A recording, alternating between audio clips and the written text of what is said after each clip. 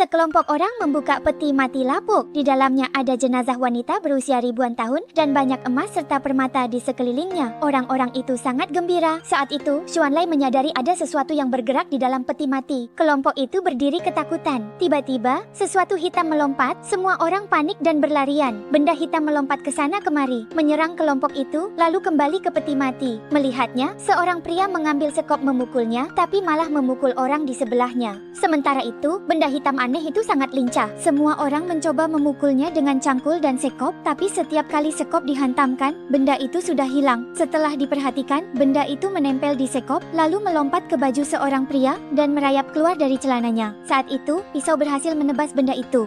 Orang melakukannya warga desa Malonmat. Semua mengira benda aneh sudah mati, jadi mereka meminta Xuanlai tetap tinggal dan membakar peti mati itu. Saat Xuanlai menumpuk kayu, cuaca berubah. Hujan deras datang, membuatnya gemetar menatap karena takut. Saat itu, Xuanlai mengincar harta karun di peti mati. Ia baru mengulurkan tangan mengambil barang di sana, lalu terdengar suara di belakang. Menoleh, ternyata Malonmat. Ia kembali ingin harta karun itu. Dia ingin mengambil semua harta karun di dalam peti mati ini. Agar pembeli percaya, dia melepas sepasang sepatu bordir dari mayat dan memberi ke Xuanlai ke pasar antik untuk diperiksa. Setelah Hon Hatbat dan Fuang Map kembali dari kota kuno Tintuyet, dengan bantuan Soli Duong, mereka berdua membuka sebuah kios yang menjual barang-barang antik. Di pasar barang antik hari ini, Hon Hatbat menemukan pria mencurigakan bernama Xuanlai, pemilik sepatu bordir itu. Dia berkeliling menanyakan kisah di balik sepatu itu. Akhirnya mereka membawa pria itu ke tempat Pak Kim. Setelah mendengar Pak Kim menceritakan kisah tentang sepatu itu, Xuanlai pun meninggalkan alamatnya. Sementara itu, Hon Hatbat dan Wang Map menuju ke sana menyelidiki makam kuno. Pria itu melihat ada sesuatu yang bergerak di dinding. Pak Kim ketakutan dan berteriak hingga gigi emasnya yang berkilau pun terlihat. Baru saja, dia terjatuh ke dalam jebakan. Melihat itu, Hon Hatbat berlari menariknya naik. Wang Map berlari mencari sesuatu membantu menarik Pak Kim. Sayangnya, dia terjatuh ke jebakan lain. Hon Hatbat berlari menyelamatkannya. Pak Kim jatuh ke lubang. Hon Hatbat menariknya naik. Saat membalikkan badan, Wang Map jatuh ke lubang. Hon Hatbat tak bisa menyelamatkan keduanya, sangat bersalah. Akhirnya ia melompat ke lubang demi menyelamatkan rekan-rekannya. Cahaya di bawah sana sangat redup. Ketiga orang itu jatuh ke makam kuno Shizu. Wang Map dan Hon Hatbat mendengar teriakan histeris Lau Kim, lalu perlahan berjalan mendekat. Di jalan mereka menemukan banyak butiran kecil hitam di tanah. Ini apa ya? Kotoran. Kotoran siapa? Itu kotoran mereka. Di langit-langit gua ada banyak sekali kelelawar yang bergelantungan terbalik dan kotoran kelelawar akan menghasilkan gas amonia. Jika menghirup gas ini dalam jumlah besar maka akan bisa mati ya. Sangat bau. Kedua orang itu menutup hidung, perlahan-lahan maju ke depan. Tak disangka gua ini makin rendah. Kedua orang itu terpaksa merangkak, hati-hati, cemas takut mengganggu kelelawar di atas. Kini Wang Mapan tak tahan dan melepaskan bom. Kamu ngapain sih? Saya?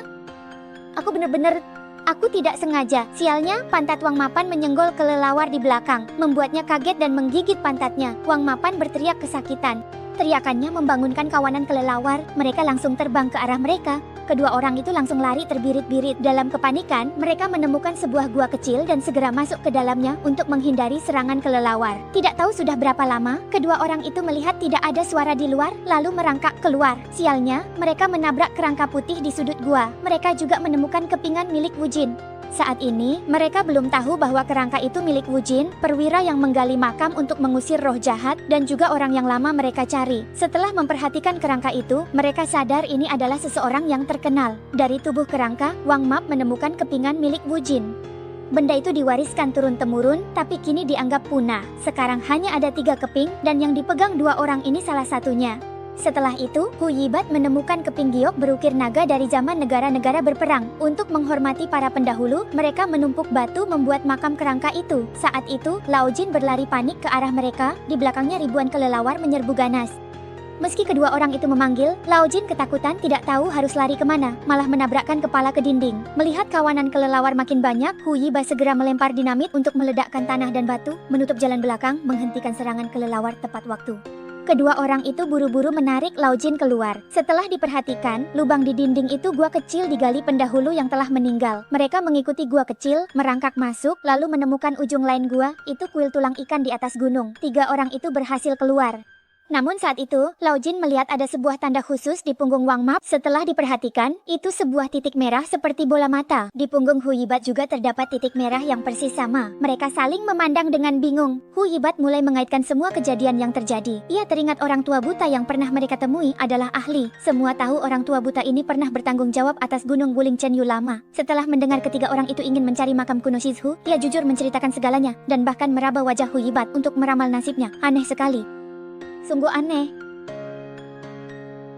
Wajah orang ini agak mirip dengan diriku saat masih muda. Mendengar itu, ketiganya langsung tertawa terbahak-bahak. Saat ini mereka masih belum mengetahui identitas asli si kakek buta.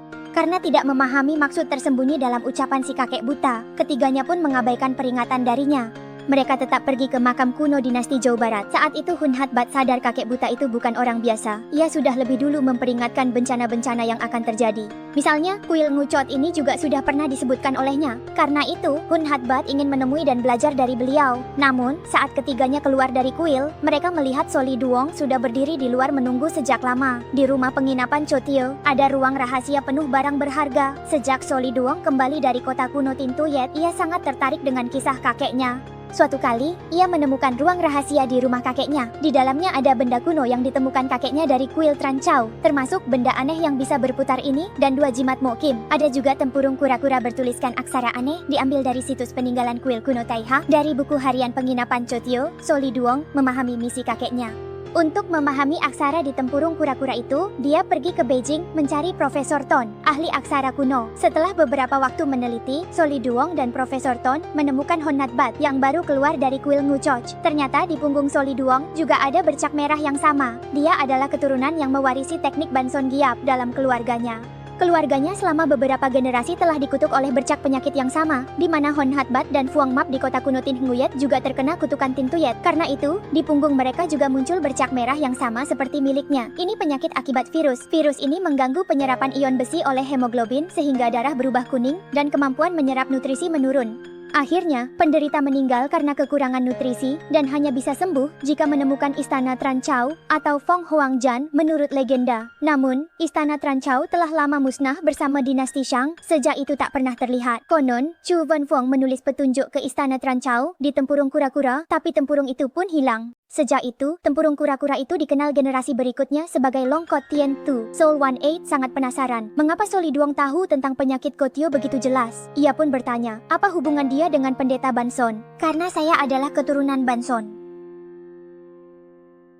Orang-orang di dunia persilatan memanggil kakek saya Trakotio, pendeta terakhir Banson. Dia lalu mengeluarkan buku catatan kakeknya dan menceritakan kisah Trakotio. Profesor Ton melihat tempurung kura-kura beraksara di tangannya, lalu melanjutkan kisah Longkot Tien Tu.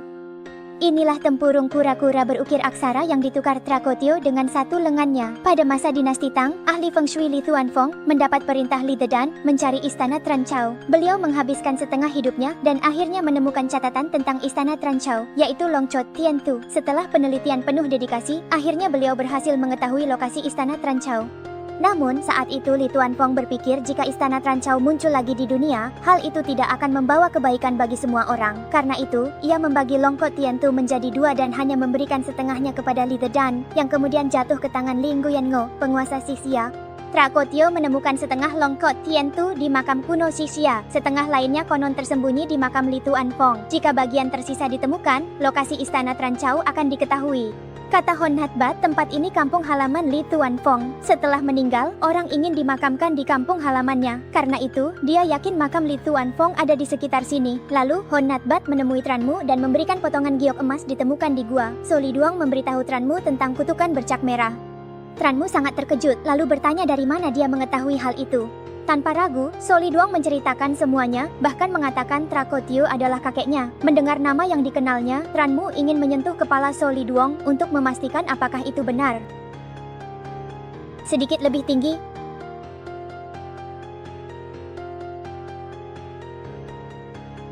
kepala berbentuk segitiga, wajah dengan 3 tonjolan.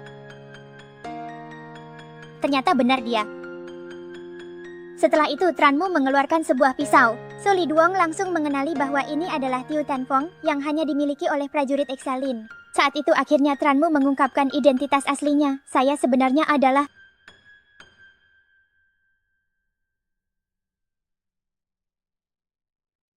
Tran Ngoclau, So Li Duong dan Hon Hat Bat saling memandang dengan bingung. Namamu siapa, So? Pak, Tranmu tampak sedikit gugup, lalu teringat kembali kisahnya bersama Trakotio. Dari Tranmu, So Li Duong akhirnya mengetahui informasi tentang makam Li Tuan Fong.